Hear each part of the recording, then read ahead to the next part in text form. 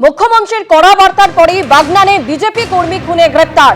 বাগনানে BJP কর্মী খুনে গ্রেপ্তার শেখ সৈফুদ্দিন। জেলা পুলিশকে সঙ্গে নিয়ে শ্যামপুরে অভিযুক্তকে গ্রেপ্তার করল সিআইডি। এর আগে আপনারা জানেন 17ই জুন বিজেপি কর্মী প্রশান্ত দে তাকে এই খুন করার ঘটনা ঘটে এবং তারপরে 51 জনের বিরুদ্ধে এফআইআর দায়ের করা হয়।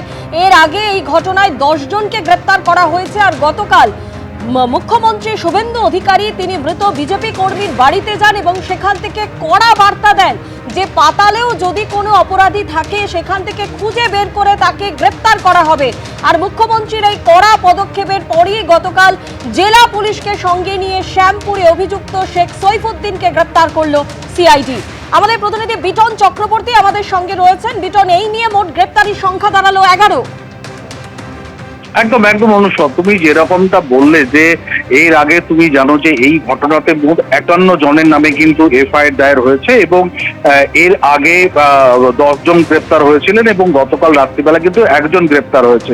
এবং তোমাকে যেটা বিষয়টা জানাই যে গত 17ই জুন কিন্তু এই প্রশান্ত দে তিনি কিন্তু নৃশংসভাবে খুন হন এবং তারপরে কিন্তু গতকাল এই পরিবারের সঙ্গে দেখা করে রাজ্যের মুখ্যমন্ত্রী শুভেন্দু অধিকারী কড়া বার্তা দেন এবং তিনি নিজেই যে বাগদার থানাতে গিয়ে পুলিশ প্রশাসনের আধিকারিকদের সঙ্গে যেভাবে বৈঠক করেন, পাশাপাশি তিনি কিন্তু বেরিয়ে এসে সেখানে সাংবাদিকদেরকেই তিনি জানিয়েছিলেন যে তার যে সরকার তারা কোনোরকম ভাবে অপরাধী বা দোষী যারা তাদেরকে কিন্তু কোনোভাবেই ছাড় তিনি দেবেন না এবং তার সরকার যে এরকম ভাবে জিরো টলারেন্স নীতিতেই যে চলছে এবং যে চলবে সেটা কিন্তু তিনি বারংবার এরকম ভাবে বিভিন্ন ক্ষেত্রে কিন্তু প্রমাণও দিয়েছেন। এর আগেও কিন্তু একাধিক ক্ষেত্রে দেখেছি যে বিভিন্ন ঘটনাতে যারা অভিযুক্ত হয়ে ফেরার ছিলেন বা যাদেরকে পুলিশ কখনো গ্রেপ্তার করতে পারেনি, কিছুটিও ছুটে পারেনি, কিন্তু মুখ্যমন্ত্রী শুভেন্দু অধিকারীর সঙ্গে দেখা করার পর সেই সমস্ত ঘটনাতে কিন্তু অভিযুক্তরা ধরা পড়েছে। এবং গতকাল শুভেন্দু অধিকারী কড়া বার্তার পর কিন্তু সিআইডি এবং হাওড়া জেলা পুলিশের তরফ থেকে যৌথ অভিযান চালানো হয় এবং সেখানে কিন্তু এই শেখ সৈফুদ্দিন যিনি অন্যতম অভিযুক্ত এই ঘটনাতে তাকে কিন্তু গ্রেপ্তার করা হয়েছে। এবং হাওড়া জেলা পুলিশ সূত্রে যেটা আমরা জানতে পেরেছি যে বাকি যে 40 জন যারা ফেরার হয়ে রয়েছেন তারা কিন্তু অবিলম্বে গ্রেপ্তার হবে, অন্তত এমনটাই জেলা পুলিশের তরফ থেকে জানানো হয়েছে। অনুসুয়া, বিটন, তুমি আমাদের সঙ্গে থাকো। একদিকে মুখ্যমন্ত্রী শুভেন্দু অধিকারী যেমন কড়া বার্তা দেন যে দোষীরা যেখানেই থাকুক না কেন তারা পাতালে থাকলেও তাদের সেখান থেকে খুঁজে বের করে তাদের গ্রেপ্তার করা হবে, আর অন্যদিকে একই সঙ্গে পরিবারের পাশে থাকার আশ্বাসও দেন মুখ্যমন্ত্রী শুভেন্দু অধিকারী। এর আগে এই ধরনের অনেক ঘটনাতে বিচার পায়নি বলে আজকে এই আস্ফালন হয়েছে। 2021 সালে পোস্টপোল ভায়োলেন্সে এই এলাকায় প্রচুর এই ধরনের ভুরি ভুরি অভিযোগ আছে। এগুলোতে পানিশমেন্ট হয়নি বলে প্রকাশ্যে বুক ফুলিয়ে গুন্ডারা, খুনিরা, অত্যাচারীরা ঘুরে বেড়াচ্ছে বলে এদের সাহস বেড়েছে। শাসকের আইন উঠে গেছে এই রাজ্যে, এখন আইনের শাসন প্রতিষ্ঠা হয়েছে, এটা প্রতিষ্ঠা করার দায়িত্ব আমার। এর আগে পুলিশ মন্ত্রী, মুখ্যমন্ত্রী আমার জানা নেই তারা ভিকটিমের বাড়িতে এসে কেস মনিটরিং করার কোনো ইতিহাস আপনাদের চোখেও পড়েনি। আমি তাদেরকে নির্দেশ দিয়েছি বাকি 41 জন যেখানেই থাকুক, পাতালের ভিতরে থাকলেও খুঁড়ে বের করে অ্যারেস্ট করতে হবে। আজকে আমি সিএম রিলিফ ফান্ড থেকে আরও 5 লাখ টাকা দিলাম এবং ওনার যে মেয়ে রয়েছে, বড় মেয়ে 22 বছর বয়স, তাকে আমরা একটি জব দিলাম। গতকাল বাগনানে নিহত বিজেপি কর্মীর বাড়িতে যান মুখ্যমন্ত্রী শুভেন্দু অধিকারী এবং দুষ্কৃতীদের বিরুদ্ধে কড়া বার্তা দেন তিনি বলেন 2021 ভোট পরবর্তী হিংসায় এই এলাকায় প্রচুর অভিযোগ আছে, শাস্তি হয়নি বলে বুক ফুলিয়ে ঘুরে বেড়াচ্ছে গুন্ডারা, খুনিরা। শাসকের আইন উঠে গেছে, রাজ্যে আইনের শাসন প্রতিষ্ঠা হয়েছে। আর মুখ্যমন্ত্রীর কড়া বার্তার পরেই এই ঘটনায় আরো একজনকে গ্রেপ্তার করেছে পুলিশ, যাকে শ্যামপুর থেকে গ্রেপ্তার করা হয়েছে।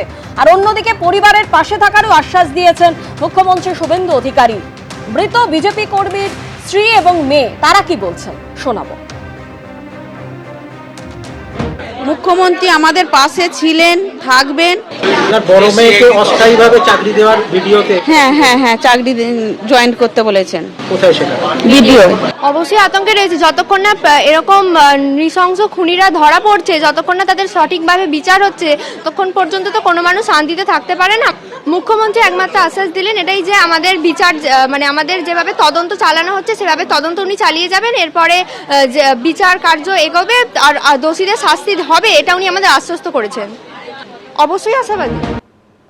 আর অন্যদিকে আশ্বাসের পরেই কালীগঞ্জ কাণ্ডে অ্যাকশন, ফের বার্তা মুখ্যমন্ত্রী শুভেন্দু অধিকারীর। মুখ্যমন্ত্রীর আশ্বাসের পরেই তামান্না খুনে দুদিনে গ্রেপ্তার 12 জন। তামান্না ন্যায় বিচার আমাদের অগ্রাধিকার, প্রতিশ্রুতি পূরণ করছি। অপরাধী নিরপেক্ষ দ্রুত অ্যাকশন নেওয়া হবে। ধৃতদের তালিকা দিয়ে কালীগঞ্জ কাণ্ডে কড়া বার্তা মুখ্যমন্ত্রী শুভেন্দু অধিকারী। অন্যদিকে গতকাল তামান্নার বাড়িতে যান বিশেষ সরকারি আইনজীবী।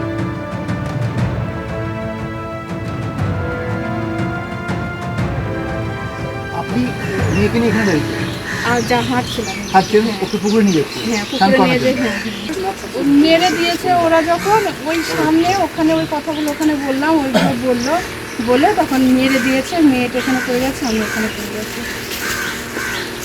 আর কিচ্ছু নেই। কেউ এবার ওর আব্বু যে একটা ভালো মানুষ, যে কোনো রকমের পরিচয় শ্রমিক, খেটে মেয়েটাকে ভালো মতো মানুষ করে ইচ্ছে ছিল ডাক্তার বানাবো, তো তার জন্য যতটুকু আয় করতো মেয়েটার পিছনে দিত।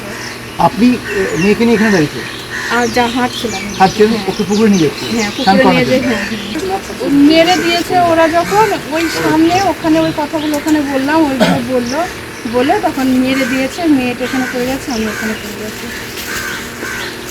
আর কিচ্ছু নেই। কেউ এবার ওর আব্বু যে একটা ভালো মানুষ, যে কোনো রকমের পরিচয় শ্রমিক, খেটে মেয়েটাকে ভালো মতো মানুষ করে ইচ্ছে ছিল ডাক্তার বানাবো। সব ধরা পড়ে গেছে একজন ছাড়া। পলিটিক্যাল কারণে ধরা হতো না, ভোট ব্যাংকের জন্য ধরা হতো না, ধর্ম সম্প্রদায় দেখে ধরা হতো না। এদেরকে লাইনে আনার দায়িত্বটা আমাদের। আমি আইনের বাইরে কিচ্ছু করতে কাউকে বলবো না। আইনে যা যা আছে সেটা হতো না, সেটা হবে।